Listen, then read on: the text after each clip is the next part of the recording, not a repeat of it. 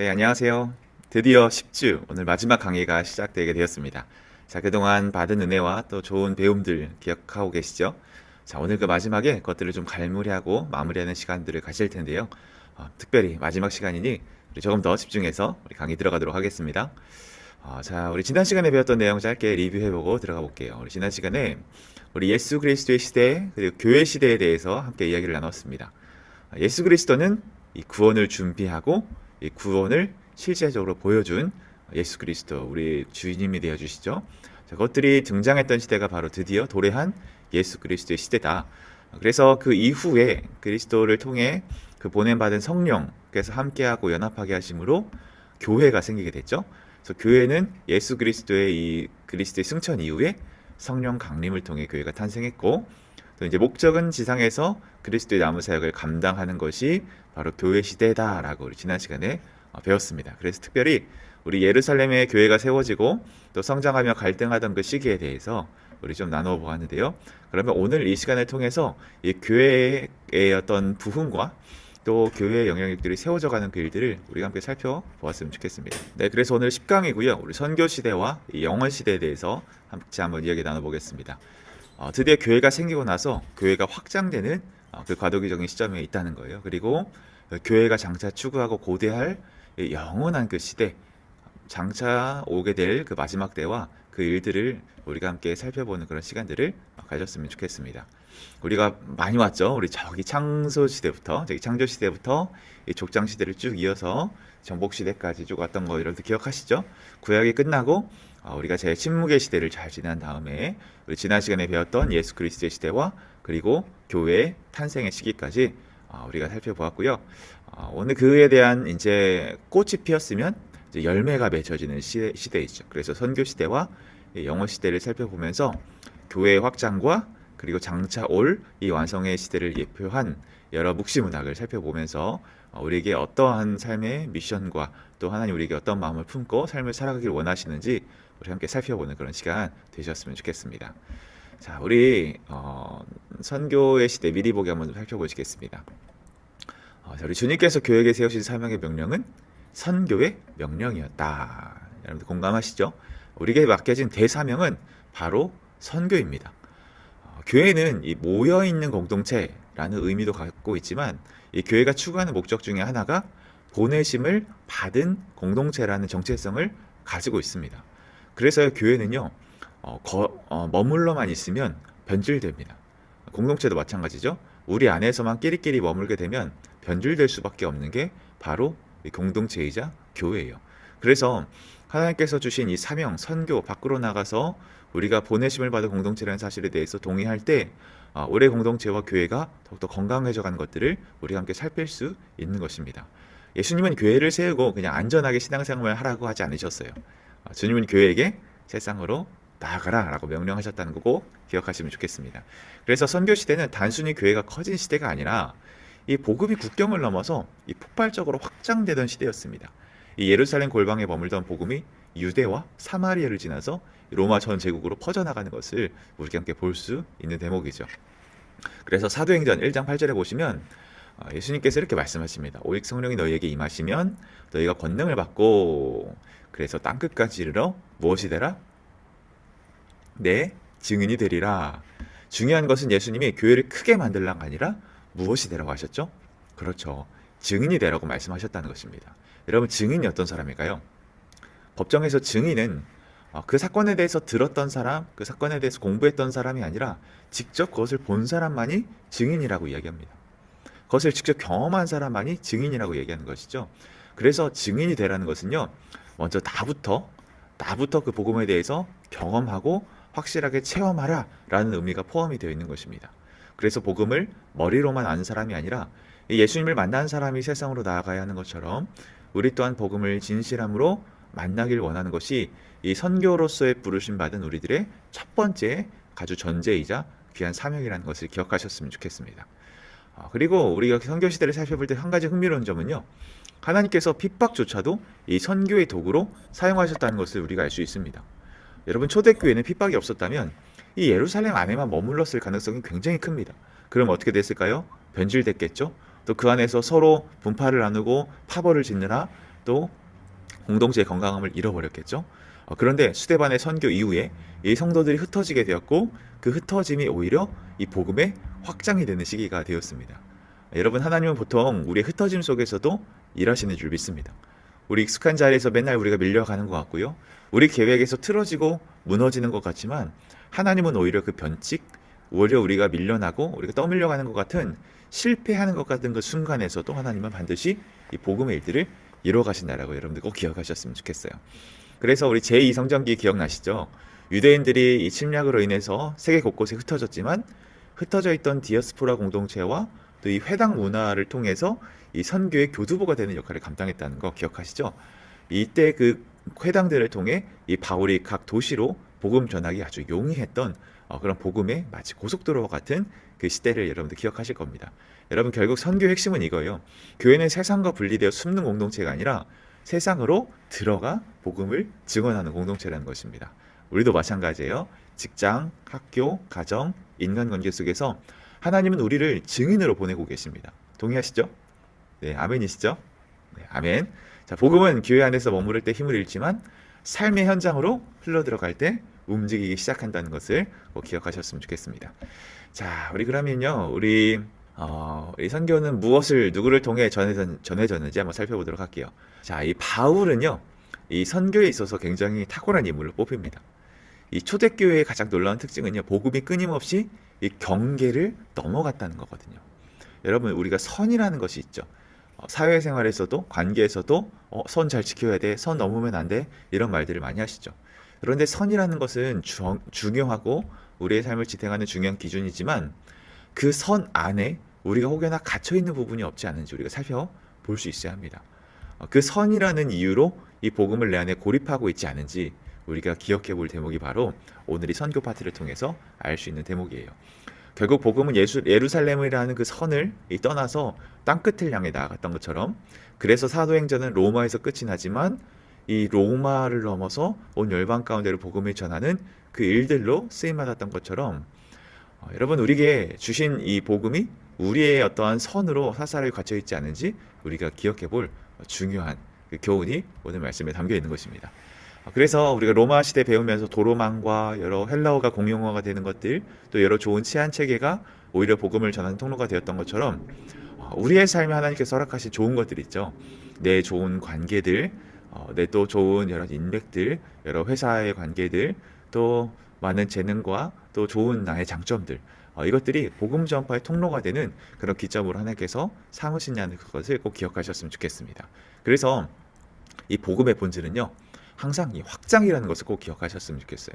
복음은 절대 한 사람 안에 머물러 있지 않고요, 진짜 은혜를 경험한 사람은 반드시 그것을 흘려 보내게 되어 있습니다. 바울과 다른 선교사를 통해서 복음이 전해졌던 것처럼, 또 이 복음이 이 로마 제국의 전역으로 확장되었던 것처럼 우리에게도 그런 복음의 확장이 있어야 되는 줄 믿습니다. 그래서 우리 안에 날마다 이 복음이 진실하게 점검이 되고 있는지, 그리고 그 진실하게 점검된 복음이 잘 흘러가고 있는지 우리 스스로 점검할 수 있는 우리가 되어야 하겠죠. 자, 오늘 드디어 성경 본문 보시면 이 사도행전이 바로 이 오늘 본문의 무대가 됩니다. 사도행전 13장부터 28장에 이어지는 과정까지 우리 1, 2, 3, 4, 5차 선교 여행들의 여정을 함께 살펴볼 텐데요. 우리 이 주 무대를 갖고 있는 사도행전, 먼저 13장 28절 내용 중에 우리 성경의 구조 한번 살펴볼게요. 자, 교회 확장과 선교, 온 유대와 사마리아 확장에 가며 땅끝 선교를 준비하였다. 흥미로운 점은요, 사도행전 초반부의 중심 인물이 거의 이 사도 바울 단독 인물이라는 것입니다. 왜냐하면 하나님께서 바울을 통해 이 복음을 세계로 확장시키셨기 때문이죠. 그래서 앞으로 우리가 보게 될 이 사도행전 13장 28장과 또 서신서 21권에 담겨 있는 그 내용이 선교의 일들을 잘 담고 있다는 것을 우리가 기억하시면서 우리 1차 선교 여행 우리 함께 살펴보도록 하겠습니다.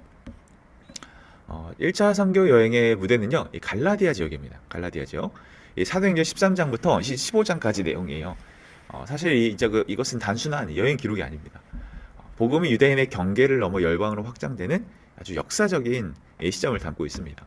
유대인들은 이방인들에 대해서 이들은 선택받지 못한 자들이라는 굉장히 우월의식과 또 하대하는 그런 문화들이 있었거든요. 그런 상황에서 이 선교의 주체가 유대인에서 열방을 넘어 이방으로 퍼져나가는 중요한 기점이 1차 선교 여행이라는 것을 기억하셨으면 좋겠어요. 자, 이 선교 여행의 주체가 누구였을까요? 그렇죠. 바로 우리 성령께서 주체가 되어 그 일들을 감당하게 하셨다는 것을 우리가 보시면 좋겠습니다. 그래서 13장 보시면 안디옥 교회가 금식하며 예배하고 있을 때 성령께서 부르셔서 바나바와 사울을 따로 세우라 라고 이야기를 하셨던 맥락으로부터 이 선교가 시작이 되거든요. 그래서 여러분 초대교회 선교는요, 사람의 야망이나 전략에서 시작되는 것이 아니라 이 성령께서 시작하신 일이었다는 것을 꼭 기억하셨으면 좋겠어요. 교회는 선교를 만들어낸 공동체가 아니라 하나님의 뜻에 순종한 공동체라는 것, 우리가 생각해 보실 때 이제 5월에 접어들었죠. 여러분 이제 단기 선교 모집이나 광고를 하고 계시는 부서도 참 많을 거라 생각이 듭니다. 여러분 선교는요, 내가 하겠다라는 결단도 중요하지만 하나님 뜻에 순종하는 것이 선교의 가장 중요한 기점이라는 것을 기억해 보시면서 혹시 갈지 말지 고민하고 계시는 분들이 계시면 성령께 또 기도로 물어보시면서 참되고 의로운 답변들을 잘 가져가셨으면 좋겠습니다. 특별히 안디옥 교회는요, 예루살렘 교회가 유대 중심의 공동체였다면 안디옥 교회는 여러 민족과 문화가 함께 섞여 있던 국제적인 공동체였습니다. 그래서 하나님은 바로 이 안디옥 교회를 이 세계 선교의 출발점으로 사용하셨던 그 맥락이 있다는 것도 기억해 주시면 좋겠어요. 그래서 바울과 바나바는 이 안디옥 교회의 파송을 받아 이 구브로 섬으로 향하게 되었고요. 지금의 터키 지역인 갈라디아 지방으로 들어가 2년 정도 이 복음을 전하게 되는 것이 1차 선교 여행입니다. 이 선교 여행의 가장 핵심적인 사건은요, 이방인들에게 이 복음의 문을 열었던 것이거든요. 예루살렘 종교회의가 열리게 됩니다.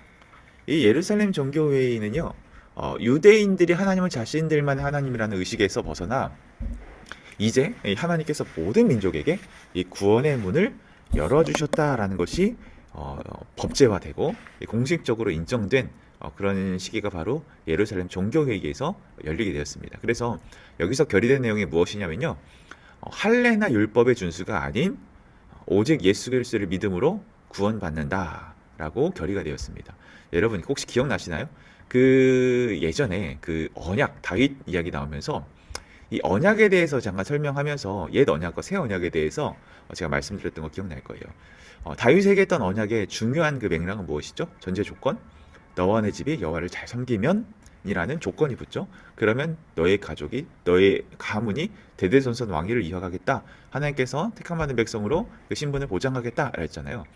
그런데 새 언약이 들어오므로 우리가 무엇을 행할 수 없기 때문에 그리스도의 행하심 때문에 우리가 하나님의 자녀가 될 수 있었다라는 것이 새 언약이라고 말씀드렸죠. 이 맥락과 결을 같이 하는 것입니다. 결국 구약에서 이루어졌던 너희들이 율법을 다하고 어떤 직무를 다했을 때 너희들에게 하나님께서 주시는 좋은 것들이 있을 거야 라는 그 조건에 달린 옛 언약에서 할례나 율법 준수가 아니어도 오직 예수 그리스도를 믿음으로 구원받는다라는 새 언약이 이 신약에서 성취가 되었고, 그것이 이 예루살렘을 넘어 이 온 유대와 사마리아와 땅끝까지 이르러 그 율법이 선포되었다라는 굉장히 중요한 이 가시적인 이 표본이 되는 게 바로 예루살렘 종교회의 1차 선교 여행의 중요한 의의다라고 우리가 기억하시면 좋겠습니다. 여러분, 이 복음은 언제나 경계를 넘어갑니다. 문화, 민족, 언어, 또 세대의 벽을 뛰어넘어 모든 사람을 살리는 줄 믿습니다. 그래서 우리 안에 하나님도 질문하실 것 같아요. 너는 복음을 어디까지 제한하고 있느냐? 어느 선까지 제한 두고 있느냐? 이 질문 앞에 섰을 때 우리가 외면하거나 또 우리가 꺼내두지 못했던 그런 일들이 있다면 그 영역, 그 사람, 그 관계에서 이 복음의 선을 허무는, 경계를 허무는 또 저와 여러분들 다 되셨으면 좋겠습니다. 자, 우리 1차 선교 여행은요, 여정은 좀 이렇게 외워보시면 좋을 것 같아요. 이제 구부로라는 지역으로 갔잖아요. 그러다 보니까 이제 여정이 바로 이렇게 구부러진 C 모양처럼 이제 구브로와 갈라디아 지방으로 안디옥에서 출발해서 갈라디아 지방으로 가는 데까지 이 구부러진 모양이다, 구보를 통과한다, 구부러진 모양이다, 이렇게 보시면 우리 1차 선교 여행의 경로가 조금 더 머릿속에 들어오실 거라고 생각이 들어요. 자, 그럼 우리 2차 선교 여행 한번 살펴보도록 하시죠. 자, 2차는요 사도행전 16장부터 18장 22절까지 오타가 있네요. 22절까지 기록된 이 사도 바울의 2차 선교 여행의 시기였습니다. 이 시기는요, 아시아를 넘어서 유럽으로 복음이 전파되는 시기를 드러내고 있어요. 이때부터 본격적으로 서구 세계 안으로 복음이 들어가기 시작합니다. 1차 우리 선교 여행 때 어떤 일들이 일어났다고 했죠? 예루살렘 종교회의에서 이방인들에게도 복음이 열리는 큰 확신을 바울이 얻게 됩니다. 그래서 이 믿음으로 구원받는다라는 그 진리를, 그 확신을 가지고 다시금 선교의 여정으로 떠나게 되죠. 그런데 선교를 떠나기 전에 아주 안타까운 갈등이 발생합니다. 바로 이 바나바와 사도 바울 사이에 충돌이 발생해요. 우리 1차 선교 여행 중도에 떠났던 마가 요한을 데려갈 것인가 그렇지 않을 것인가를 두고 심하게 다투게 됩니다. 이 바나바는 다시 기회를 주고 싶어 했고요. 바울은 아직 준비가 되지 않았다고 생각했습니다. 결국 이 두 사람은 서로 다른 길로 떠나게 됩니다. 이 바나바는 마가와 함께 구브로로 가고요. 바울은 실라와 함께 수리아와 길리기아 지역으로 떠나게 되는 게 2차 선교 여행입니다. 여러분, 성경은요, 이 사람의 연약함을 숨기지 않습니다. 이 위대한 사역자였던 이 사도 바울도 이 바나바와 싸웠다는 걸 보면 얼마나 좀 우리에게 한편으로 위로가 되기도 하고 또 우리에게 어떤 그럴 수도 있겠구나라는 그 자연스러운 마음들을 이렇게 주는 것 같은데요. 자, 그런데도 놀라운 것은 하나님께서 사람의 갈등과 연약함마저 이 선교의 확장의 통로로 사용하셨다는 사실입니다. 한 팀이 두 팀이 되었죠. 그리고 그 복음이 다른 지역으로 더 넓게 퍼져가는 데 쓰임 받았다는 것입니다. 그래서 우리가 싸워야 한다, 이게 교훈이 아니고요. 하나님께서 하시는 그 일들에는 실수가 없다는 것을 우리가 꼭 기억하셨으면 좋겠어요. 그리고 바울은 루스드라에서 아주 중요한 인물인 바로 디모데를 만나게 되죠. 이 디모데는 젊었지만 믿음이 아주 좋고요. 또 공동체 안에서 이 덕망이 높고 칭찬하는 사람이었습니다. 바울은 그를 선교팀에 합류시켰고요. 그래서 이 디모데는 바울의 가장 신실한 영적인 아들이자 이 동역자가 됩니다. 여러분, 선교는 혼자 하는 사역이 아니라는 것을 우리가 딱 알 수 있는 대목이죠. 복음은 항상 공동체와 함께 동역을 통해 확장됨을 우리가 이 2차 선교 여행을 통해서 엿볼 수 있는 대목입니다. 그래서 이 선교 여행 중에 가장 중요한 대목인데요. 바로 이 마게도냐 사람의 환상을 보게 되었다는 것이죠.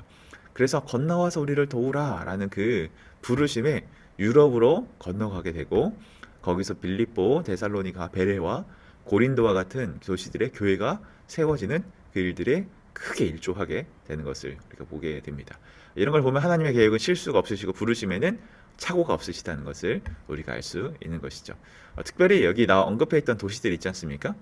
루스드라, 이고니온, 또 베레아, 또 고린도, 이런 지역은요, 우리가 이제 성경 이름으로도 쓰이고 있어서 되게 친숙하고 또 좋아 보이는 도시처럼 보여지지만, 이 도시는 사실 굉장히 이 상업과 문화와 우상숭배와 또 음란함이 찌들어 있던 그런 도시였습니다. 그런데 하나님은 바로 그 한복판에서 교회를 세우시고 일하셨다는 것이죠. 자, 어떤 사람의 연약함에도, 사람의 부족함에도, 이 환경의 열악함에도 하나님 흔들리지 않고 여전히 이 복음과 선교 일들을 이루어 가시는데 사용되고 있다는 것을 우리가 볼 때 하나님의 일하심을 강력하다라고 우리가 느낄 수 있는 대목이죠. 지도로 좀 더 우리가 입체적으로 보시면요, 사건 중심으로 보시면 드로아에서 이 유럽 선교에 대한 환상을 우리가 보게 되었고요. 그래서 아시아로 가려던 일행들의 이 계획을 이 성령의 인도로 마게도냐로 이동하게 돼서 드로아에서 누가가 합류하게 됩니다. 이 드로아는 여러분들 잘 아시는 지역입니다. 이 드로아는 그 트로이 아시죠? 트로이. 이 트로이라는 지역이 이제 한글 성경에서는 드로아로 번역이 되었는데, 이 트로이 지역이라는 거 여러분 기억해 주시고요. 또 고린도 사역이 시작이 됩니다. 브리스길라, 아굴라와 만남을 통해서 1년 6개월 동안 또 복음을 전하게 되었고요. 또 가이사랴 수리와로 지나는 동안, 또 여러 안디옥으로 복귀하는 동안, 또 마게도냐 지방에서 환상과 또 여러 아테네에서 철학자들의 변증과 빌립보에서 루디아의 개종과 감옥에서의 찬양하는 사건들이 바로 2차 선교 여행 때 이루어지게 되었다는 것. 자, 2차 전도 여행에 대해서 좀 상세하게 좀 더 보시면요, 수리아 길리기아 지역으로 출발해서 1차 전도 여행 때 세운 이 교회들을 신방하는 컨셉으로 더베와 루스드라 지역에 들리게 됐고요. 거기서 디모데를 동역자로 택하게 되고, 아까 말씀드렸던 드로아, 유럽 선교에 대한 환상, 그리고 빌립보, 이 자주장사 루디아와 그 집이 세례를 받고, 투오카야시나 지진으로 감옥문이 열리게 되는 일들, 복음을 전하는 이 일들, 주 예수를 믿으라 그리하면 너와 내 집이 구원을 얻으리라 라는 중요한 말씀이 여기서 선포가 되죠. 또 데살로니가 지역에서 헬라인들을 전도하고, 바울이 머물던 야손의 집을 유대인들이 공격하여 베레아로 피하게 되죠. 베레아 사람들을 신사적이라고 기록이 되어 있는데, 많은 귀부인과 남자들이 복음을 믿게 되었고요.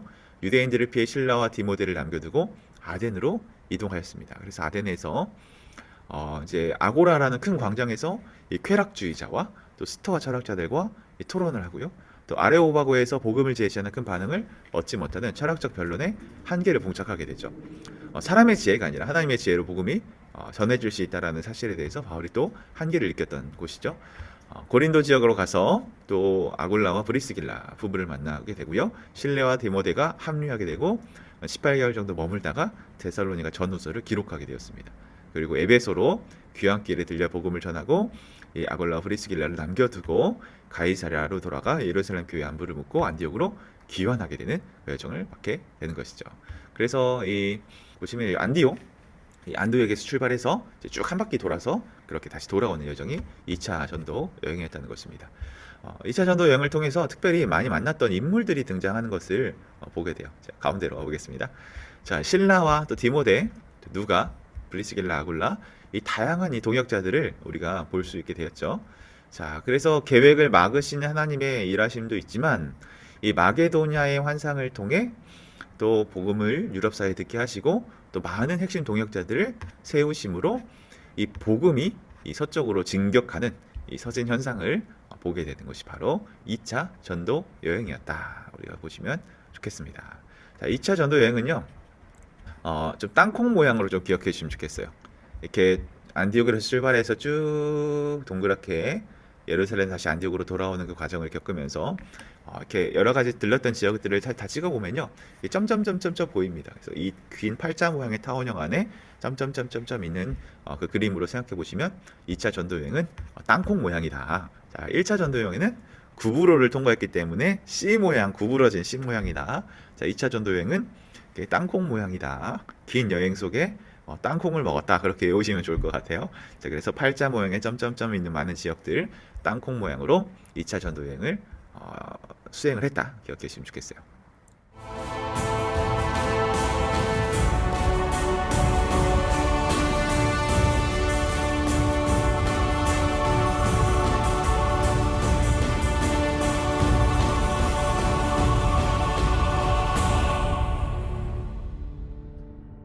자, 우리 3차 여행입니다.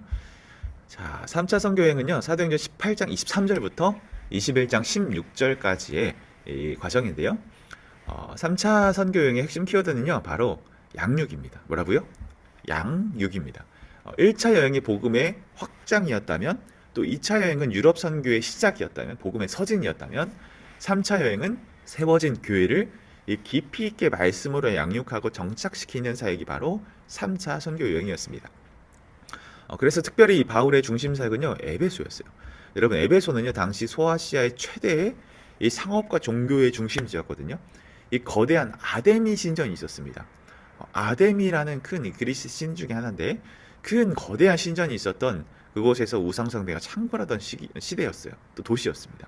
그런데 하나님은 그 바로 도시 한 복판에서 이 복음의 전진기지를 세우셨던 것이죠. 복음은 이곳에서 브리스길라와 아굴라 부부를 다시 만나게 하셨고, 두란노 사원에서 무려 2년 동안 날마다 이 말씀을 강론합니다. 여러분, 여기서 중요한 것은 이 바울이 단순히 전도만 하지 않았다는 것이죠. 그들은 사람들을 제자로 세우는 데 집중했습니다. 그리고 성경은 말씀이 선포되는 곳마다 성령께서 역사하셨다라고 기록하고 있습니다. 병든 자가 회복되고요, 귀신이 떠나가고요, 사람들이 회개하며 우상을 버리기 시작했다는 거예요. 그래서 3차 여행을 좀 더 큰 그림으로 우리가 살펴보시면, 특별히 이 에베소 지역에서 사람들이 마술책을 태우는 장면이 굉장히 인상적입니다. 현재 식계로도 판별을 해봐도 은산만이라고 하면 엄청난 액수거든요. 그것들이 일제히 버려지는 그 결단들이 일어났던 일들을 보게 돼요. 그래서 복음은 단순한 지식을 넘어서 이 삶의 이 방향 자체를 틀어버리는 능력이 될 수 있다는 것, 우리가 이것들을 통해 확인할 수 있는 대목이죠. 그러나 복음이 강하게 역사할수록 이 반대도 커집니다. 물리에서 보면 작용이 있으면 반작용이 있잖아요. 이것처럼 이 복음이 강하게 역사가 있는 곳에 이 반대 역사도 크다는 것을 우리가 공통점으로 보게 됩니다. 왜냐하면 우상산업으로 돈을 벌던 사람들이 굉장히 위협을 느껴서 에베소에 큰 소동이 일어나게 되거든요. 여러분, 복음은 단순히 개인의 마음만 건드리지 않고요, 세상의 가치관과 시스템까지 흔들어 놓는 것입니다. 이후에 그래서 바울은 마게도냐와 고린도를 방문하면서 여러 성도들을 돌보게 되고, 이 고린도에서 약 3개월을 머물면서 매우 중요한 편지인 이 바로 로마서를 기록하는 그 자리에 있게 되는 것이죠. 바로 이 복음의 한 복판, 그 이 세상 한 복판에 서서 이 복음을 전했던 그 결과물로 이 로마서라는 귀중한 이 복음이 나오게 됐다는 것이죠. 그래서 로마서는요, 복음의 정수라고 하는 별명이 담겨 있습니다.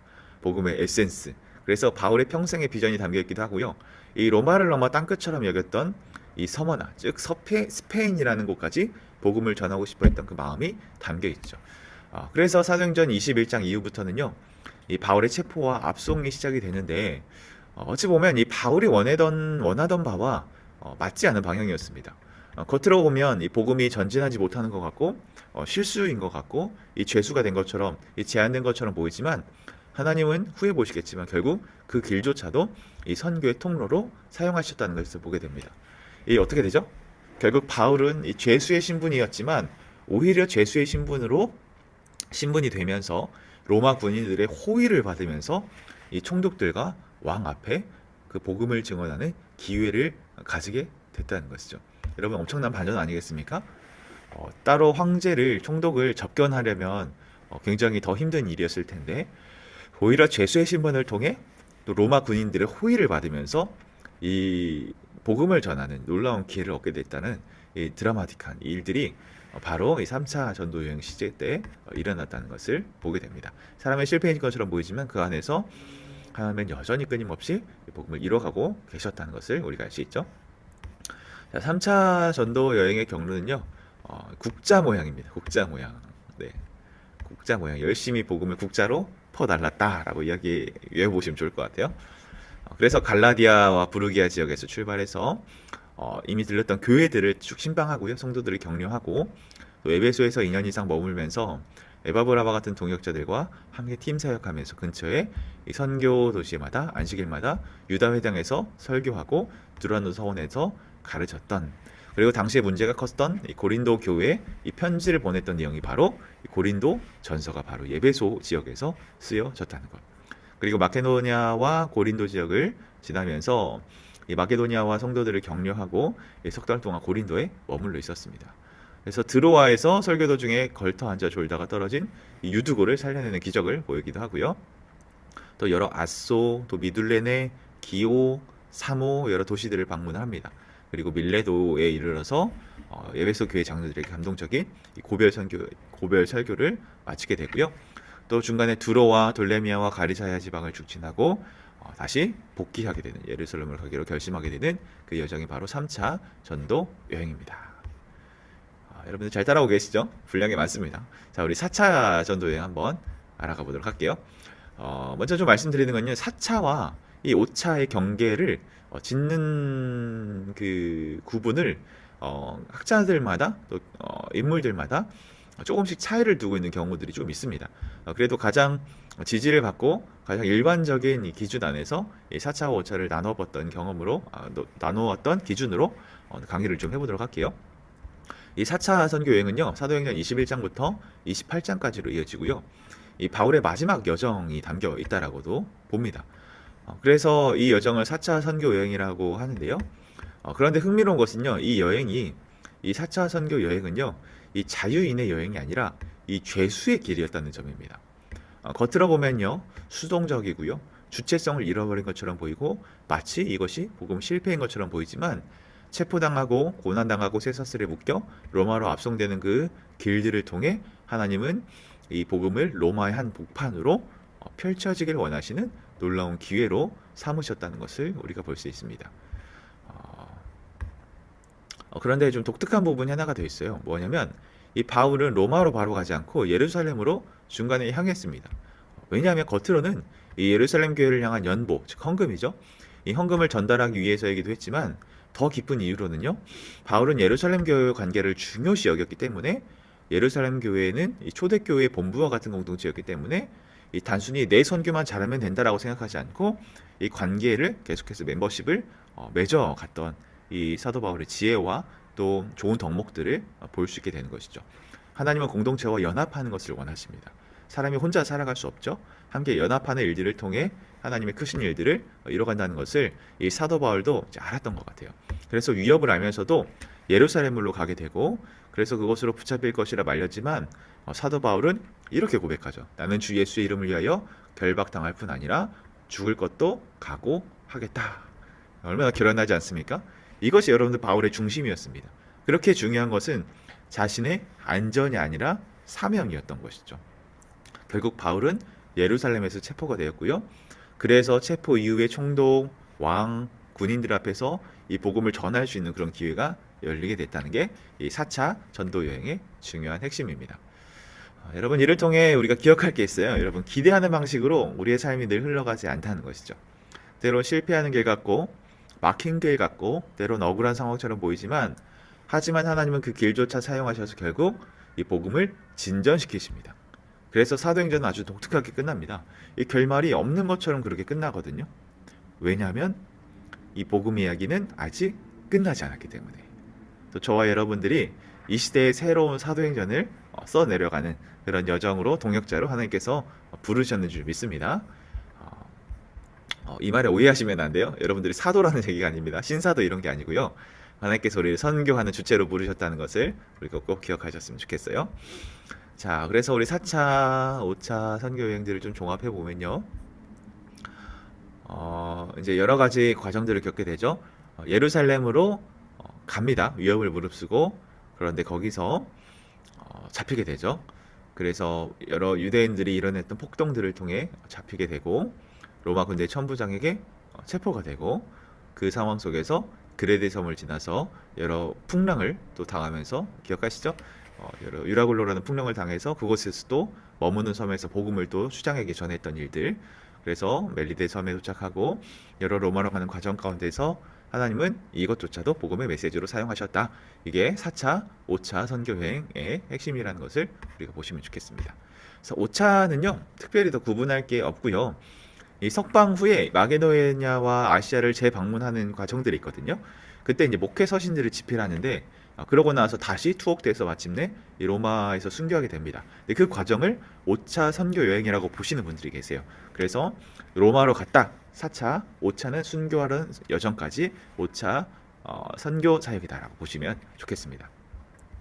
네, 원래 양이 많은데요. 좀 심플하게 설명하려다 보니까 이렇게 기억해 주시면 좋겠습니다.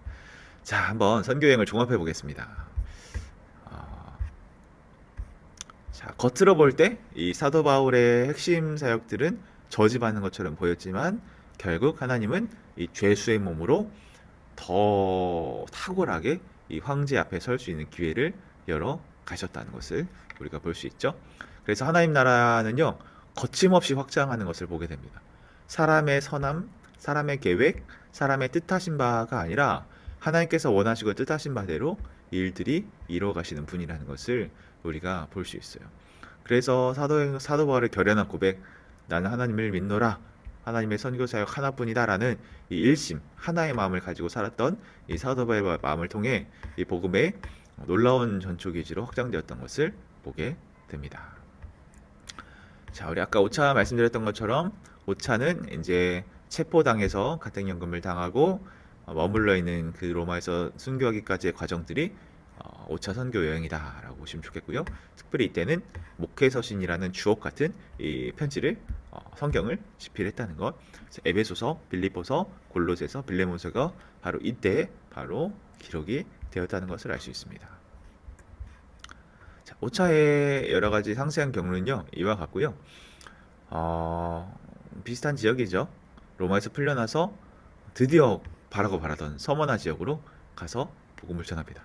그리고 그레데 섬을 다시 방문해서 밀레드와 에베소를 지내고 다시 로마에서 투옥된 후에 선교하게 되는 여정이 바로 5차 전도 여행이라는 것. 자, 그래서 쉬어가기 파트 보시면요, 우리 앞서 또 배웠던 내용들인데요.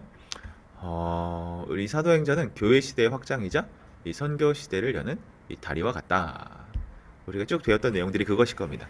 구약을 지나 이 침묵기를 지나 암흑기를 지나 이 선교의 확장들이 이루어지는 그 시대, 예수님이 오시고 그 이후에 복음이 전파되는 그 시기로 이 과도기적인 시점으로 이 사도행전을 하나님께서 기억에 사용하셨다는 것 보게 되죠. 자, 그래서 서신서 21권을 이 사도 바울이 쭉 집필하는 과정 가운데 있다는 것을 우리가 알 수 있습니다. 그래서 교회 또는 개인에게 보내는 편지들로 구성이 되어 있고요. 믿음을 격려하고 신앙을 지도하기 위한 목적을 가지고 있었다는 것을 알 수 있습니다. 우리 이따가 오늘은 성경 별책에서 이 서신서 하나하나 좀 면밀하게 살펴볼 예정이거든요. 그래서 우리가 이 큰 그림 안에서 교회 서신이 작성이 되었다 정도 개념만 잡고 넘어가시면 좋겠습니다. 네, 그래서 서신서가 21권이 작성이 됐는데요. 좀 이것을 선교 여행 여정에 맞춰서 좀 제가 편집을 다시 해봤어요. 그래서 1차 때는 갈라디아서가 집필이 되었고요. 왜냐하면 이 1차 때 어떤 회의가 있었다고 했죠? 예루살렘 회의 기억나시죠? 예루살렘 공회를 통해서 유대인들에게도 믿음으로 구원받을 수 있다라는 결의가 되었기 때문에 또 갈라디아의 교회를 어렵지럽히는 여전히 그 율법주의적인 이 사람들에게 이 참된 복음이 무엇인지 다시금 설파하기 위해 갈라디아서를 썼다는 것, 그리고 2차 여행을 시작하면서 데살로니가 전후서와 를 쓰면서 재림 문제로 혼란을 겪던 이 데살로니가 지역에 목회 서신을 보내게 됩니다. 네, 이 3차 선교 여행을 지내면서 고린도 전후서와 이 로마서, 복음 핵심이죠. 이것들을 저술하셔서요. 고린도교에서 발생한 특별한 그 문제들, 특별히 분쟁, 음행, 소송 문제, 은사남용, 부활 논쟁 등 굉장히 고린도 교회에 문제가 많았습니다. 이것들을 잠재우기 위해 고린도 전후서를 기술하셨고요. 그리고 로마 교회와 예루살렘 교회에게 보낸 이 로마서는 마치 이 자기 속에서 자기 신앙 고백, 자기의 신학, 그리고 자기 마음들을 꾹꾹 눌러 담은 아주 복음의 정수와 같은 책이 바로 이 로마서를 또 3차 선교 여행 중에 기술을 했습니다. 자, 그리고 4차 선교 여행 중에서 옥중서신, 에베소서, 빌립보, 골로새, 빌레몬서. 그래서 여러 이제 기쁨과 연합과 그리스도의 이 기독론, 그리스도가 인간이 되시고 그 인간이 우리 죄를 대속하셨다는 이 기독론의 핵심의 골지에 대해서 작성을 하였죠. 그래서 크리스찬의 위치와 삶의 영적 전쟁을 에베소서를 통해서, 또 고난 가운데 얻은 이 초월적인 기쁨과 평강을 빌립보서를 통해서, 그리고 그리스도의 우월성을 이 골로새서를 통해서, 또 회심한 도망자였던 노예였던 오네시모를 그 주인 빌레몬에게 이 돌려보내며 쓴 서신들까지 해서 4차 선교 여행 때 작성을 했다. 그리고 5차 선교 여행 때는요, 디모데 전후서와 디도서를 목회 서신을 쓰게 되죠. 그래서 에베소에 있는 아들과 같은 이 디모데에게 목회 서신을 쓰고요. 또 그레데 섬에 있는 동역자 디도에게 이 목회 서신을 쓰게 됩니다. 네, 일반 서신은 8권인데요. 여러 히브리서, 또 야고보서, 베드로 전후서, 요한 1, 2, 3서, 유다서가 기록이 되어 있습니다. 특별히 뭐 저작 연대나 배경보다 이 일반 서신은 내용이 중요하거든요. 그래서 구약의 어떤 굉장한 구약이라는 이 서사의 이 신약적 관점에서 그리스도를 통찰한 히브리서라는 주옥 같은 이 서신, 그리고 야고보서, 또 행위와 실천을 강조한, 그리고 베드로 전후서와를 통해서 막 고난과 공격 속에서 어떻게 신자가 신자담을 유지할 수 있을 것인지 제시하는 책이죠. 또 요한 1, 2, 3서를 통해서 하나님의 사랑이 무엇인지 사도 요한을 통해 깊이 또 알 수 있는 대목이고요. 또 유다서를 통해 경건치 못한 생활에 대해서 경고하는 서신으로 그렇게 신약 성경 서신서 21권이 담겨 있습니다. 그래서 이것을 교회를 세우는 영적 매뉴얼이라고 정의를 해보면 훨씬 더 이해가 쉬우실 거라 생각이 들어요. 네, 앞서 내했던 그 내용들에 대한 정리이고요. 우리 책에도 나와 있을 것입니다. 한번 우리가 눈으로 한번 스킵해 보시고 뒤에 우리가 성경 별책에서 더 자세하게 또 다루도록 하겠습니다. 자, 우리 선교시대, 우리 결론입니다. 선교시대 함께 읽어볼까요? 시작! 복음이 어떻게 세계 곳곳으로 전파되어 가는지 보여준다. 특히 성령과 사도들을 통하여 교회가 확장된다. 이방인을 포함한 우주적 교회가 탄생한 새 언약이 도래했다. 바로 이게 선교시대라는 것 여러분 꼭 기억해 주시면 좋겠습니다. 네, 우리 여기까지 하시고 잠깐 휴식하셨다가 우리 돌아오도록 하겠습니다.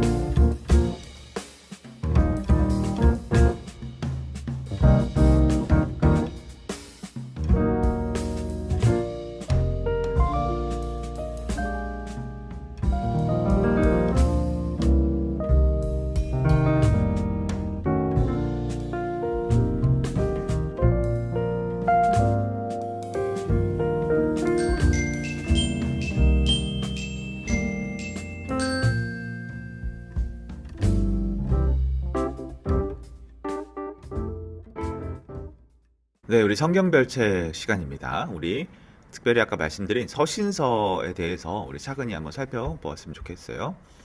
자, 우리 바울 서신을 한번 봅시다.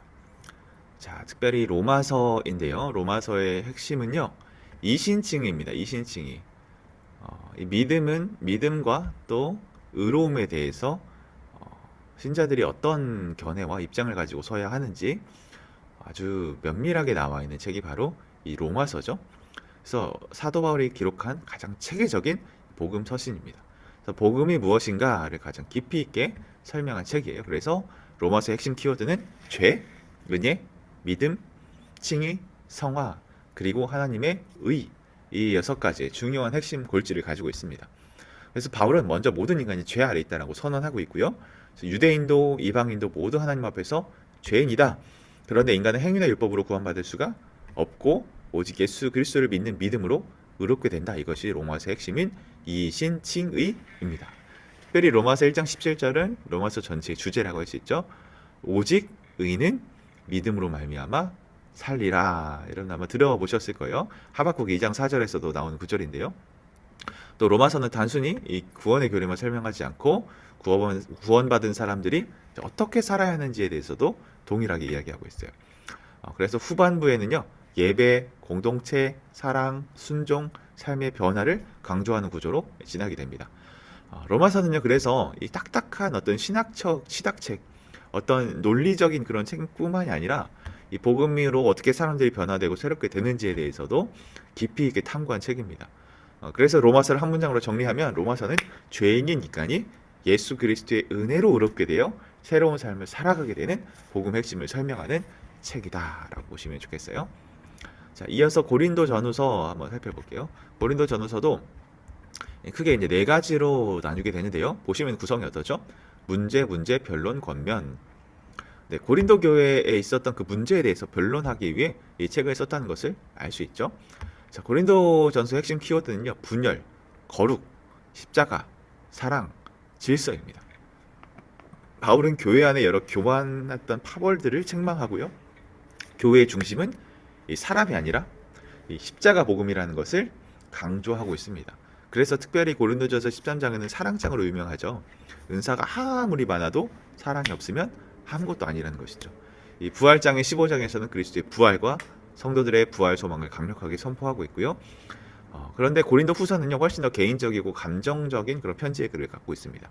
고린도 후서는요, 고난, 위로, 사도권, 약함, 회복, 이 일들을 담고 있어요. 그래서 자신이 겪은 눈물과 고난을 숨기지 않고 오히려 자신의 약함 속에서 하나님의 능력이 드러난다라고 고백하고 있는, 그래서 아주 유명한 구절, 내 은혜가 내게 족하다, 이는 내 능력이 약한 데서 온전하여 짐이라는 이 복음을 든 자들만 알 수 있는 놀라운 그 역설을 맛보게 해주는 그 서신서가 바로 고린도 후서죠. 그래서 문제 많은 교회를 향한 하나님의 은혜와 이 약한 인간을 통해 역사하시는 복음의 능력을 보여주는 책이 바로 고린도 전후서입니다. 자, 이어서 갈라디아서, 에베소서, 빌립보, 골로새, 데살로니가 후서 함께 보시면요, 결국 갈라디아서는 이 사도 바울이 갈라디아 지역 교회에게 보낸 편지였고요, 이 복음의 본질을 강하게 지키기 위해 기록한 서신이었습니다. 그러다 보니 율법, 은혜, 믿음, 자유, 성령이라는 키워드가 담길 수밖에 없죠.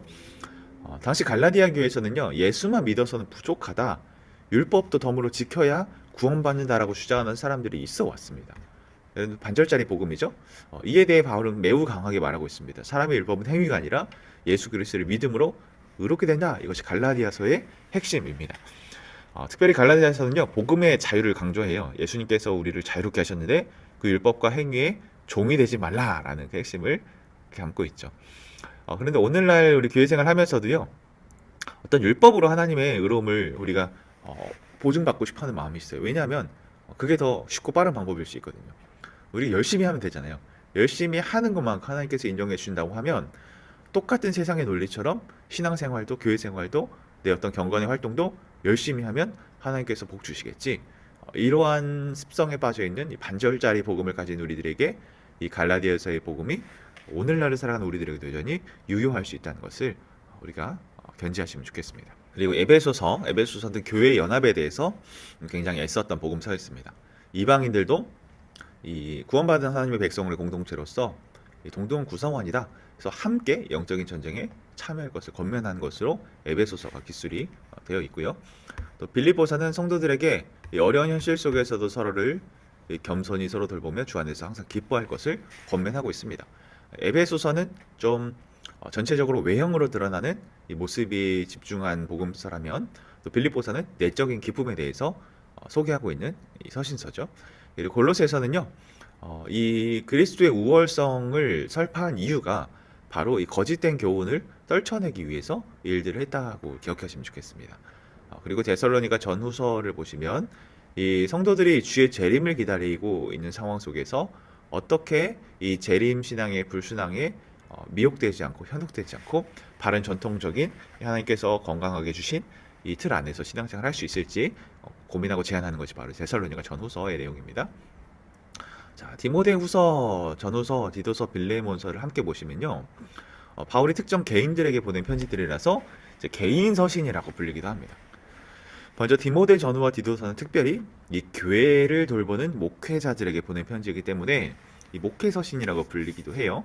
그래서 핵심 키워드는 목회, 교회 질서, 진리, 끝까지 복음 계승, 우리가 이 정도 보시면 좋겠습니다. 디모데는 젊은 목회자였고요. 그래서 디도는 교회를 정리하고 세우는 이 사역자, 이 두 인물에 대해서 이 사도 바울의 애정을 가지고 이 서신을 썼다는 것을 보시면 좋겠습니다. 특별히 이 디모데후서는요, 바울의 마지막 편지이거든요. 이 순교를 앞둔 이 바울이 영적인 아들 디모데에게 남긴 유언과 같은 편지입니다. 그래서 너는 말씀을 전파하라. 나는 선한 싸움을 싸우고 달려갈 길을 마쳤다. 이 비장한 복음의 말씀이 이 서신서에 담겨 있는 것이죠. 오늘날 우리들에게도 또 리더십에 특별히 있으신 분들에게도 이 개인 서신은 특별한 울림을 줄 거라 생각이 듭니다. 왜냐하면 개인 서신은 결국에 복음의 교회를 세우고 또 다음 세대를 세우고 인간관계까지 또 변화시키는 힘을 보여주는 책이라는 것을 우리가 알 수 있기 때문이죠. 네, 그래서 서신서에 주요 인물들이 있죠. 디도, 에바브로 디도, 그리고 에바브라, 그리고 디모데, 그리고 빌레몬, 오네시모, 야고보, 사도 요한, 가이오, 디오드레베, 유다, 이 다양한 인물들을 통해 이 서신서가 더욱더 입체적으로 드러날 수 있도록 함께 조력하고 동역하는 귀한 자들이라는 것을 우리가 기억해 보시면 좋겠습니다. 자, 우리 정답 잘 적어 보시면 좋을 것 같아요. 빌립보서는 내적인 기쁨을 소개하는 책이다. 디모데전서는 에베소 교회를 향해, 또 빌레몬서는 형제를 위해 쓰여진 책이다. 보시면 좋겠습니다. 자, 계속해서 좀 서신서 두 번째 시간으로 살펴보면 좋겠는데요.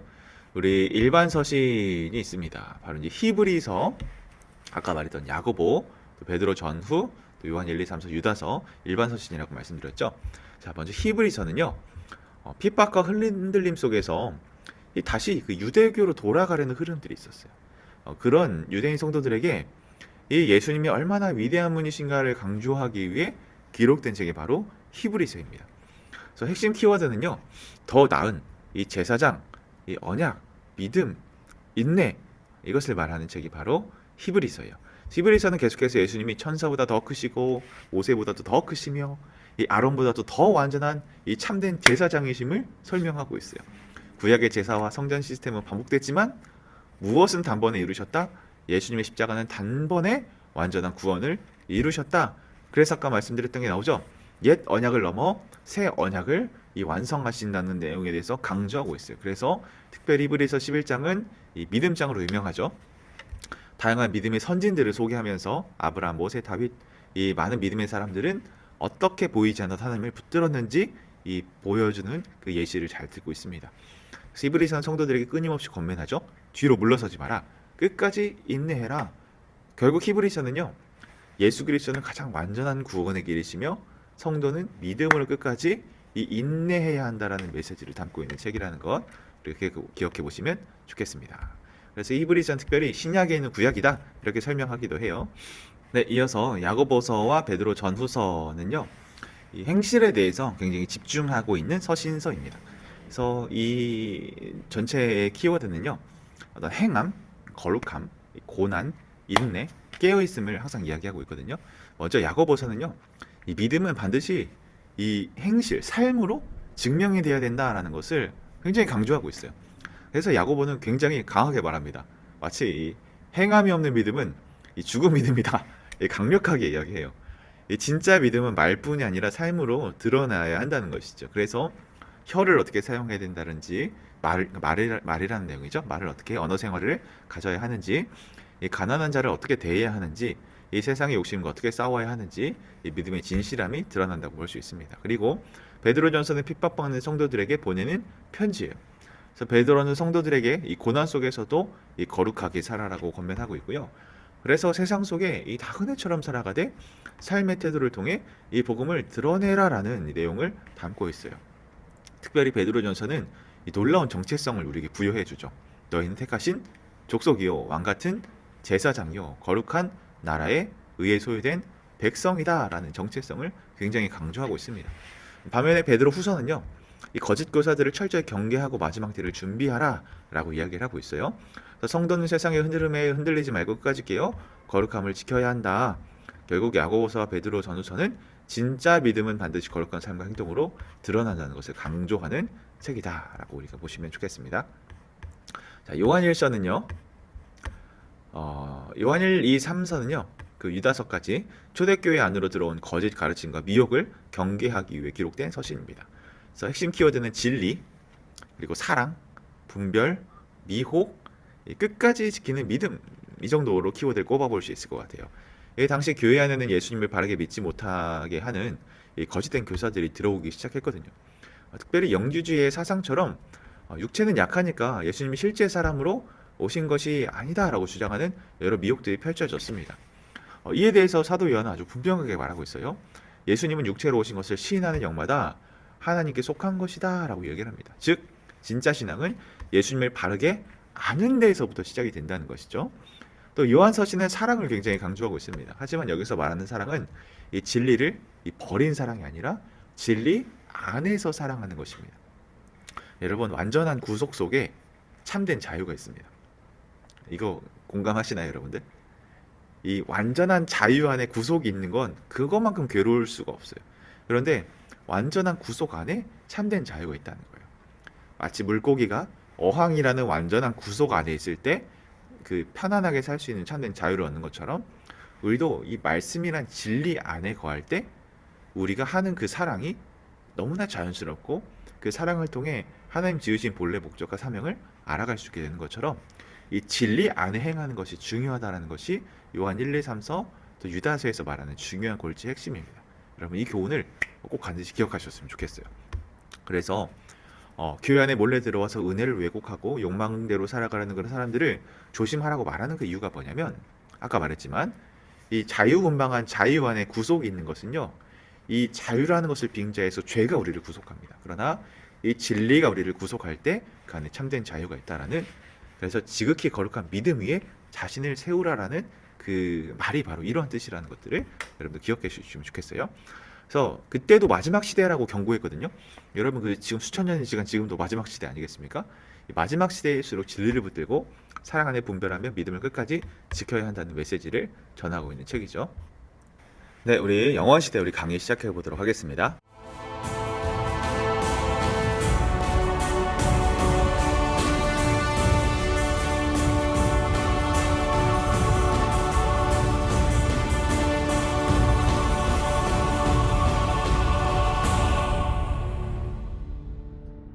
자, 이제 성경의 마지막 시대인 영원 시대를 우리가 보게 됩니다.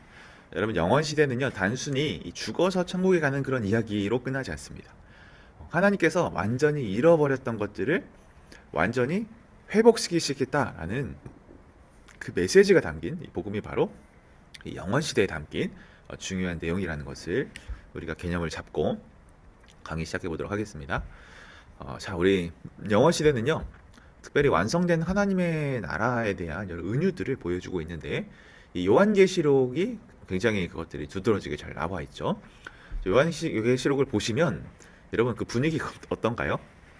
네, 굉장히 무섭고 판타지 소설 같고, 막 불이 떨어지고 막 해일이 치고 땅이 갈라지고 막 별들이 떨어지고 굉장히 무섭고 또 굉장히 환상적인 그런 내용들이 많이 담겨져 있는데, 이 심판은요, 이 두려움을 강조하기 위한 것이 아닙니다. 오히려 끝까지 믿음을 지키는 성도들에게 주시는 이 소망의 책이 될 수 있어요. 이걸 아주 쉽게 제가 한번 예를 들어 볼게요. 여러분 학창 시절에 이 방학을 보내면 그 방학 숙제를 꼭 검사하지 않습니까? 네, 뭐 밀린 일기라든지 이 과학 과제라든지 사회 과제라든지. 그런데 이 과제를 다 한 사람은 그 마음이 어때요? 과제를 다 한 사람은 이 계약이 기다려지는 거예요. 보고 싶은 친구들, 선생님들이 이제 마음껏 볼 수 있잖아요. 그런데 과제를 잘 하지 못한 친구들은 그 계약을 어떤 마음으로 기다릴까요? 두려움과 떨림으로 이 계약을 맞이하겠죠. 이 방학 숙제를 하나도 못했기 때문에 마치 이것과 같습니다. 하나님 안에서 신앙생활을 해나가고 믿음의 기여를 따르는 이 신자들은요, 구원의 확신이 있기 때문에 이 마지막 때가 오히려 기다려지게 되는 그 소망의 때로 우리가 기억할 수 있는 거예요. 그래서 이 모든 눈물을 닦아주신다라고 말하잖아요. 그럴 수 있는 이유가 마지막 끝내 오셔서 새하늘과 새 땅 완전히 완성된 그때를 약속하셨기 때문에 우리에게 소망이 될 수 있는 것이죠. 그런데 그렇지 않고 택함받지 못한 자들, 하나님의 구원으로부터 유기된 자들은요, 심판의 때가 두렵고 떨림이겠죠. 왜? 이제 영원한 형벌이 시작되기 때문에. 여러분, 이 차이라는 것을 기억하시면서요, 우리가 좀 멀리 느껴지고 두렵게만 느껴졌던 이 묵시문화 계시록이 조금 더 우리에게 소망으로 다가오는 그런 여러분들이 되셨으면 좋겠어요. 자, 그래서 이 새하늘과 새 땅을 바라볼 때 우리가 인내하며 이 환란을 이기게 된다라는 놀라운 힘을 주는 성경이 바로 이 요한계시록, 또 영원 시대를 드러내고 있는 이 계시 문학의 특징이다 보시면 좋겠습니다. 자, 성경 본문을 보시면 요한계시록은요, 1장에서는 이제 영원한 그 과거에 대해서 이야기를 합니다. 내가 이것을 보았는데로 이제 사도 요한이 증언이 그렇게 시작이 되죠. 그리고 2장, 3장에서 영원한 현재, 지금 있는 그 일들에 대해서 이야기를 하고 있습니다. 그래서 소아시아 7교회에 보내는 이 편지를 통해 오늘날의 많은 교회와 공동체와 자기 자신을 진단해 볼 수 있는 중요한 바로미터가 되죠. 우리 얼마 전에도 이 7교회를 통해서 설교했던 것들을 기억하실 겁니다. 떠오르시는 만큼 또 한번 다시 보기를 통해서 우리 수영로 유튜브를 통해서 또 설교를 차근히 또 보시면 또 이때의 감동이 또 살아나게 될 줄 믿습니다. 자, 그리고 4장부터 22장까지 그 영원한 일을, 이 장차 일어날 일들에 대해서 쭉 소개하고 있죠. 그래서 보시면 이 장차될 일, 이 하늘 보좌에 앉으신 하나님과 심판자 되신 어린 양이 등장하고 이제 7인, 7나팔, 7대접, 여러 재앙과 메시지와 이 혼란들이 막 이어지게 됩니다. 그렇지만 그 계시록의 결론은 멸망일까요? 심판일까요? 형벌일까요? 아니죠. 예수님께서 다시 오시고 성전은 구원을 받으며 새하늘과 새 땅이 완성된다. 그리고 마지막 때 새 예루살렘이 등장한다. 그리고 하나님의 친히 백성과 함께 거하시며 눈물과 죽음과 아픔이 완전히 사라지는 완성된 하나님의 나라에 대해서 고백하게 된다는 것이죠. 그래서 성경의 마지막 고백은 두려움이 아니라 소망입니다. 그래서 마라나타, 아멘 주여 오시옵소서, 이 마절로 끝나는 것이 이 요한계시록의 중요한 특징이라는 것을 알 수 있습니다. 이 1장을 좀 면밀하게 보시면요, 이 사도 요한의 자기 소개와 인사와 또 하나님의 영원성을 선포하고 사도 요한의 소명에 대해서 1장에 대해서 그렇게 인트로를 간단하게 그렇게 열고 있고요. 결국 이를 통해서 세상이 아니라 하나님의 역사의 주인이라는 것에 대해서 먼저 선포하고 시작을 하죠. 자, 그래서 이 편집글의 형태로 이제 2, 3장에 보시면 내용이 구성되어 있습니다. 누구에게 편지한다. 그래서 내가 이것들을 한다. 그러나 책망을 받고 그러나 이렇게 했으면 좋겠다. 라는 이 본론, 평가와 권고. 그래서 항상 끝맺음은 라임처럼 귀 있는 자는 들을지어다. 이기는 자는 이렇게 될 것이다. 라는 이 약속과 이 축복의 선포로 이렇게 시작이 되죠. 그래서 7교회에 특별히 내용이 선포가 되고 있는데요. 보시면 지금 있는 일 등장장 7교회에 대한 내용으로 편지가 되어 있다는 것을 보게 됩니다. 우리 간단하게 살펴보시면요, 에베소 교회는 이 첫사랑을 잃어버렸다라고 이야기하고 있죠. 신앙은 열심만으로 이루어지는 것이 아니라 그리스도를 사랑하는 그 마음이 식어버리면 결국 껍데기만 남게 된다. 이 교훈을 담고 있습니다. 다음 서머나 교회 한번 보시면, 서머나는 이 핍박받는 교회였죠. 주님은 그들에게 말씀하셨죠. 죽도록 충성하라. 이 어떤 환경보다 이 중요한 것은 끝까지 믿음을 지키는 일이다 라고 서머나 교회를 통해서 교훈을 주십니다. 자, 버가모 교회는 이 세상과 타협하고 있었습니다. 그래서 세상 속에서 타협하지 말라. 이 복음은 세상 속에 살지만 세상에 물들리지 않은 삶을 살아야 될 것에 대해서 강조하고 있고요. 이 두아디라 교회는 신앙과 삶이 분리되고 있었습니다. 그래서 신앙과 삶은 분리가 아니라 하나다라는 것에 대해서 교회 안의 모습과 일상이 다르지 않도록 하나님을 마음을 노엽게 해드리지 않도록 애쓰고 수고하라 라고 보시는 것이 바로 두아디라 교회입니다. 자, 차대교회는 겉으로 살아있는 것 같지만 실제로는 죽어가고 있는 교회였습니다. 좀 쉽게 좀 외우기 쉽게 이 사가 죽을 사라고 좀 생각해 보신다면 이 실제로는 죽어가고 있는 교회 사대교회다. 그래서 깨어라 근신하라라는 메시지가 반복되어 있죠. 특별히 사대교회는 신앙에 익숙함이 있었습니다. 그래서 그 익숙함에 길들여져서 쉽게 잠들어 버렸던 사대교회를 볼 수 있죠. 빌라델비아 교회는 자꾸 약속했지만 끝까지 믿음을 지켰던 교회였고요. 하나님은 크기보다 충성됨을 보십니다. 하나님은 최고보다 최선을 보신다. 이 빌라델비아 교회의 중요한 교훈이죠. 마지막 라오디게아 교회입니다. 라오디게아 교회, 저는 그 라디에이터 이렇게 외웠거든요. 따뜻하잖아요, 라디에이터가. 그래서 이 미지근한 신앙을 버려라. 뜨겁지도 차갑지도 않은 그 신앙을 하나님 앞에서 가장 위험한 상태이다. 특별히 라오디게아 지방은요, 이 뜨거운 온천물과 이 차가운 그 산에서 내려오는 산악수가 합쳐지는 곳이었다라고 해요. 그래서 한쪽 지방은 뜨거운 물이고 한쪽 지방은 차가운 물이었는데 라오디게아 지방에서 그 물이 합쳐져서 미지근한 물이 되었다라고 하죠. 그래서 그것을 은유로 표현해서 너희들의 신앙은 미지근하다 그렇게 표현했던 게 라오디게아 교회의 모습입니다. 자, 여러분, 일곱 교회 이야기는 결국요, 우리 모두의 이야기이기도 합니다. 방금 짧게 설명을 드렸는데 나는 지금 어떤 교회 모습에 가까우신가요?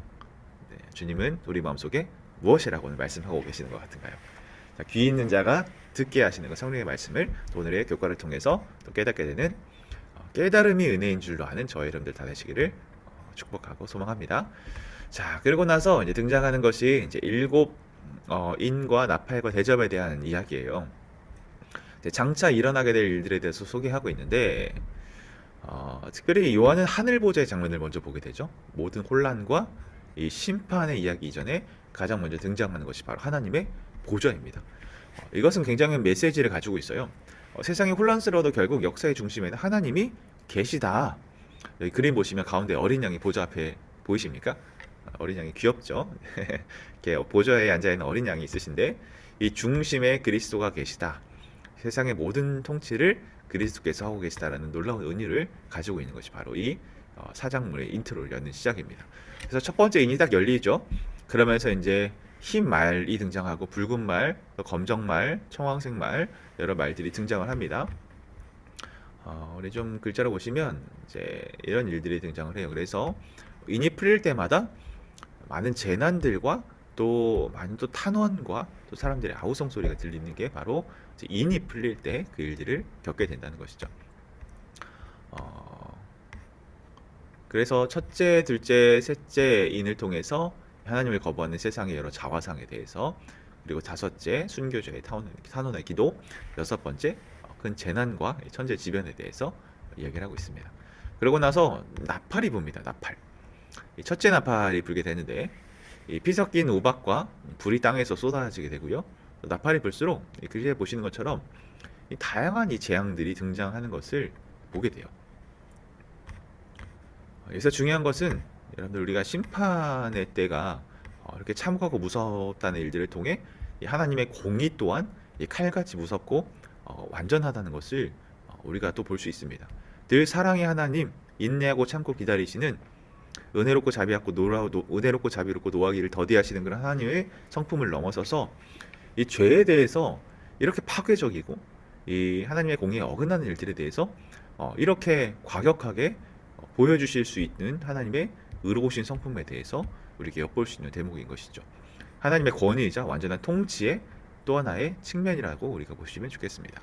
자, 그리고 일곱 대접과 성도들의 인내와 구원과 또 일곱 대접에 대해서 이야기를 나오고 있는데요. 이 요한계시록 12장부터 15장까지는 환난 가운데 있는 성도들에게 이 끝까지 인내하라는 메시지를 강력하게 전하고 있습니다. 그래서 12장에는 먼저 그리스도의 탄생과 승천, 그리고 교회를 향한 사탄의 공격이 등장하고요. 또 용으로 묘사된 사탄은 하나님의 백성을 무너뜨리려 하지만 하나님은 광야 가운데서도 교회를 보호하고 계신다. 여기서 중요한 메시지는 교회는 공격받을 수 있지만 완전히 무너지지는 않는다. 왜냐하면 교회의 주인은 바로 예수 그리스도이기 때문에 이 중요한 핵심의 교훈들을 기억해 보시면 좋겠습니다. 결국 계시록에는 이른바 이 사탄의 삼위일체가 등장합니다. 용, 바다에서 나온 짐승, 땅에서 나온 짐승, 제가 삼위일체로 표현을 했지만 세 개의 짐승이 등장을 하고요. 하나님의 흉내를 내며 사람들이 미혹하고 또 경배받으려 하는 이 마지막 시대의 이 교묘한 여러 큰 싸움의 흐름들에 대해서 볼 수 있는 것이죠. 이 마지막 시대의 핵심은요, 단순한 정치나 문화의 싸움이 아니라 바로 이 예배의 싸움입니다. 그래서 누구를 경배하며 누구를 예배할 것인가, 이게 굉장히 중요한 문제이거든요. 그래서 이 짐승으로 표현된 다양한 이 과격해 보이는 것들이 오늘날에는 이 교묘한 섬김의 대상과 주체로 나타나고 있다는 것을 보시면 좋겠습니다. 그리고 그 가운데 있는 시온산 위에 있는 14만 4천 명이 등장하는데, 여러분 진짜 14만 4천 명만 구원을 받을까요? 네, 이게 신천지의 또 하나의 교리 중 하나인데, 14만 4천이라는 숫자는요, 이제 12와 12를 곱하면 144가 나오거든요. 그러니까 12지파라고 했을 12지파를 이스라엘 전체 백성이라고 봤을 때, 이 12 곱하기 10이라는 것은 그러니까 모든 사람, 이 많은 사람을 대표적으로 표현하는 이 대명사와 같은 표현이라고, 관용적인 표현이라고 이해하시면 좋겠습니다. 그래서 이 선택받은 14만 4천의 많은 믿음을 지킨 수많은 성도들이 이 심판의 때를 고대하고 기다리고 있는 상황들, 그리고 모세와 어린 양의 노래, 그리고 여러 증거, 장막들을 통해서 하나님께서 친히 역사하시고 심판하신다라는 의미를 담고 있습니다. 그리고 7대접과 그의 결과들이 등장하죠. 이 대접이 하나하나씩 떨어질 때마다 여러 심판들이 등장하게 됩니다. 특별히 여기 심판받은 음녀 바벨론이라는 게 나오는데, 돈과 권력과 쾌락과 우상숭배로 하나님을 대적하는 이 세상의 모습을 보여주고 있습니다. 겉은 화려해 보이고 강해 보였지만 결국 이 바벨론이 무너지고 있다. 이것은 결국 우리에게 중요한 메시지를 주죠. 세상에 영원할 것처럼 보여도 결국 다 지나가고 멸망하게 된다는 것, 오직 하나님의 나라만 영원하다는 것을 우리가 기억하시면 좋겠어요. 그래서 사도 요한은요, 계시록을 통해서 끝까지 인내하라, 그리고 세상에 속지 마라, 그리고 어린 양을 끝까지 따르라, 이 세 가지에 대해서 강조하고 있습니다. 다시 끝까지 인내하라, 세상에 속하지 마라, 어린 양을 끝까지 따르라, 이 내용에 대해서 이야기를 하고 있습니다.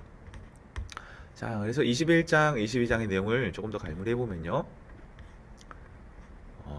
성경 전체를 관통하는 결론이자 하나님의 구속 역사의 완성을 21장, 22장에서 드러내고 있습니다.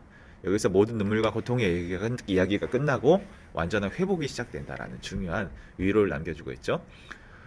그래서 처음 것들이 다 지나갔다라는 선언처럼 인간이 경험하던 모든 고통은 완전히 사라졌고, 단순한 위로를 넘어서 왜곡된 것들을 좀 고쳤다, 이런 의미를 넘어서 완전히 새롭게 창조되었다, 새 창조의 선언이 담겨있게 되는 것이죠. 그리고 여기서 나오는 큰 특징 중 하나가 성전이 없습니다. 왜냐하면 하나님과 어린 양 대신 예수 그리스도께서 친히 성전이 되시기 때문에 이제 하나님은 특정 장소에만 계시는 분이 아니라 예루살렘 전체 가운데 함께 하시는 분이다. 여러분, 이게 무슨 단어로 표현되는지 아세요? 하나님이 특정 장소에만 계시지 않고 새 예루살렘 전체가 함께 거한다. 이게 바로 신천지입니다. 신천지. 신천지라는 말이 굉장히 멋있고 좋은 말이거든요. 신천, 신지, 정확하게 그렇게 얘기하는데, 이 특정한 장소에 매여 있는 이 제한된 예배가 아니라 모든 장소에 하나님을 예배하는 이 신천, 신지가 열린다. 이게 예언계시록에 말하는 굉장한 소망이거든요. 근데 이것을 이제 신천지라는 이단이 이제 가져가게 됐죠. 굉장히 안타까운 표현이라고 생각이 듭니다. 자, 세 번째, 에덴의 완전한 회복입니다. 생수가 흐르고 생명나무가 다시 등장하죠. 여러분, 이게 언제 나왔죠? 우리 첫 시간에 배웠던 창세기, 에덴에 흐르는 여러 이 강들이 있었고 생명나무가 중앙에 있었죠. 다시 등장하고요. 회복된 그 요한계시록에서 완전히 회복된 것들을 은유적으로 보여주고 있습니다. 결국 하나님 나라의 마지막은 두려움이 아니라 이 초대라는, 그리고 완성된 사랑, 완성된 관계, 또 완성된 기쁨의 자리로 우리를 부르신다는 것을 우리가 기억해 보시면 좋겠습니다. 자, 그래서 우리 영원 시대에 대해서 우리 결론을 한번 좀 내어봤으면 좋겠습니다. 자, 주권자이신 하나님께서 직접 통치하시는 완벽한 창조 세상과 그 세상의 끝을 보여주고 계시다. 자, 만왕의 왕 예수 그리스도와 여전히 대적하고 있는 용, 짐승, 거짓 선지자로 대표된 이 사탄의 여러 모습들, 그리고 큰 성 바벨론, 음녀 바벨론, 이것들이 결국 패망하고 심판을 받게 될 것이다 라는 믿는 자에게 참된 소망을 주는 책이 바로 이 영원 시대라고 보시면 좋겠습니다. 자, 그래서 요한계시록을 쉬어가기 코너에서 한 번 더 갈무해보고 정리해보자면요. 1장과 3장에서 또 사도 바울의 소개와 또 하나님이 중심이다라는 선포 1장에서 지나 2장 3장에서 7교회에 대해 소개하고 있고요. 또 4장과 16장에서 7인과 7나팔, 그리고 17장부터 음녀 바벨론의 멸망, 그리고 약속된 새 예루살렘에 대해서 이야기를 하고 있습니다. 자, 여기까지 영어 시대가 마무리가 되고요. 이제 신약 전체적으로 한번 복습해보고 마무리하시죠. 여러분 사복음서 기억하시죠? 예수님의 생애가 일생이 담긴 마태, 마가, 누가, 요한이라는 이 다양한 시대적인 인물들을 통하여서 다양한 관점으로 마태복음, 유대인의 복음, 마가복음은 또 사람들의 복음, 누가복음은 또 헬라인들을 위한 복음, 요한복음은 또 예수님의 온전한 신성과 인성에 대해서 잘 드러나는 이 다양한 관점을 가지고 예수님을 입체적으로 소개하고 있다. 사도행전 앞에 배웠죠? 선교의 시대가 열리게 되었다. 그래서 로마서, 고린도전서, 또 디모데전서, 디도서, 쭉 서신서, 일반 서신을 통해서 이 복음이 어떻게 적용되고 어떻게 공동체에 녹아져야 하는지 중요한 교회 당함에 대한 매뉴얼과 같은 책으로 서신서와 일반 서신서가 쓰여졌다라고 전 시간에 배웠던 거 기억하시죠? 그러고 나서 요한계시록을 통해 이 속히 될 일들을 통한 위로와 소망의 메시지로 신약이 그렇게 마무리가 되어 간다는 것을 알 수 있습니다. 자, 이 내용을 좀 더 그림으로 자세하게 보시면요. 한눈에 아마 들어오실 겁니다. 이 구약의 시대 창조부터 하나님의 신실하심이 마치 반쪽짜리처럼 불완전하게 언약과 율법이라는 것으로 흘러들어왔지만 그리스도를 통과함으로 이 그 은혜 아래 온 우주적인 교회가 창궐하게 되고, 그리고 새 창조, 이 창조 때 잃어버렸던 그 선함을 다시금 회복하게 되는 영원 시대로 가게 된다. 그래서 창조 시대부터 지금까지 흐르는 단 한 가지의 주제는 바로 하나님의 나라. 그것을 이루는 언약의 성취자는 예수 그리스도. 십자가의 실패를 십자가로 덮으시고 우주적 교회로 완성하시는 분이 예수 그리스도다. 이게 바로 성경이 말하고 있는, 또 성경이 앞으로도 이야기할 이 중요한 성경의 중요한 맥락이라는 것 보시면 좋겠습니다. 이것도 좀 동일한 맥락이고요. 여러분들 책에 나와 있을 거예요. 구약과 신약, 여러 과거 구약으로부터 온 우주적인 교회에 이르기까지 십자가를 관통하는 흐름이 있다는 것 기억해 보시면 좋겠습니다. 네, 그래서 우리 10장 우리 강의 적용을 한번 해보도록 할게요. 선교 시대와 영원 시대를 살아가며 우리가 어떤 것들을 적용해 볼 수 있을까요? 저는 두 가지로 좀 준비해 봤습니다. 첫 번째 적용은 나는 삶의 유라글로 같은 광풍 속에서 믿음의 서신을 쓰고 있는가? 이 사도 바울은 수많은 광풍 유라글로로 제가 표현을 했지만 많은 핍박과 어려움들이 있었습니다. 그 속에서도 이 신앙을 지키기 위해 애쓰고 있었던 그 모습을 보게 되죠. 여러분들의 삶에서도 여러분들 광풍이 있으십니까? 핍박이 있으십니까? 환란이 있으십니까? 여러분들도 내 안에 갇힌 틀을 넘어서 이 복음의 선을 사도 바울처럼 뛰어넘어가는 여러분들 되셨으면 좋겠고요. 자, 적용 질문 2번. 새 예루살렘을 소망하며 오늘 나의 일터와 가정에서 어떻게 복음을 전할 것인가? 우리가 함께 고민하면 좋겠습니다.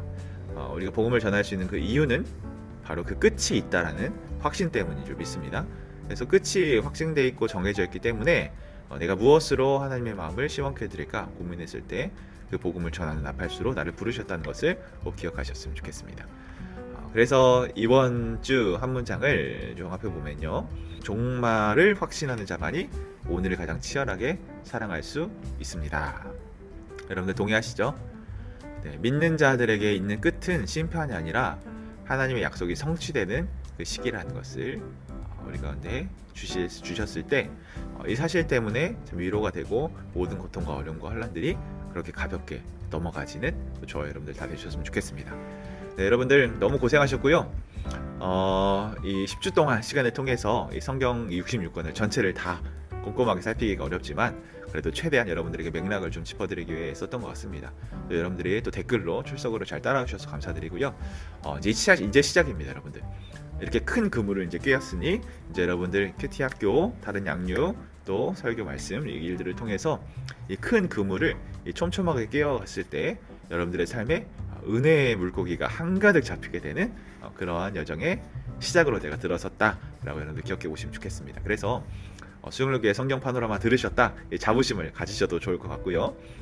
신대원 수업을 하면 굉장히 학점을 많이 드리고 싶은데 여러분들 그 짧은 시간 안에 애쓰고 수고하셨다는 그 얘기를 제가 이렇게 대신하여 전하고 싶습니다. 여러분들 너무 고생 많으셨고요. 오늘 기도하고 강의 마치도록 하겠습니다. 우리를 향한 이 사랑과 또 인내를 포기하지 않으시는 주님, 우리의 삶에 하나님의 마음을 다 시원케 해드릴 수 없지만 그럼에도 우리가 나아올 수 있었던 것은 창세 전부터 시작되었던 하나님의 사랑과 은혜였음을 기억하게 하시니 참으로 감사드립니다. 그러나 우리의 수많은 좌절과 실패에도 불구하고 끝까지 그 십자가라는 복음을 통해서 그 율법을 이루어 가시며 또 세워가신 하나님의 은혜 때문에 우리가 영원 시대를 바라보며 장차 올 그날을 기대하고 소망할 수 있는 그 마음을 허락하여 주시면 참으로 감사합니다. 하나님, 우리에게 주신 귀한 하늘의 소망과 또 새하늘과 새 땅에 대한 놀라운 그 기대감이 우리의 삶에 다시금 하나님을 향해서 애쓰고 수고할 수 있는 마음의 동력이 될 수 있도록 도와주셔서 그를 통해 환난과 어려움이 찾아오더라도 낙심하지 않고 견실하게 서서 남자답게 또 당당하게 그 일들을 이뤄갈 수 있는 하나님 사도 바울의 고백과 같은 우리 모두가 될 수 있도록 주님 함께하여 주시옵소서. 믿음의 용사를 우리 사용하여 주시고 마지막 때에 귀한 자로 부르셨음을 기억하게 하셔서 사도 바울이 디모데와 많은 후진들을 키웠던 것처럼 우리 또한 믿음의 다음 세대를 키우고 세우는데 쓰임받는 우리 모두가 될 수 있도록 큰 은혜 더하여 주시옵소서. 사도행전의 역사를 계속해서 우리 가운데 불러일으켜 주시고 계속해서 복음의 역사가 흥왕케 되는 길들에 우리를 사용하여 주시옵소서. 감사드리며 예수님의 이름으로 기도드렸습니다. 아멘.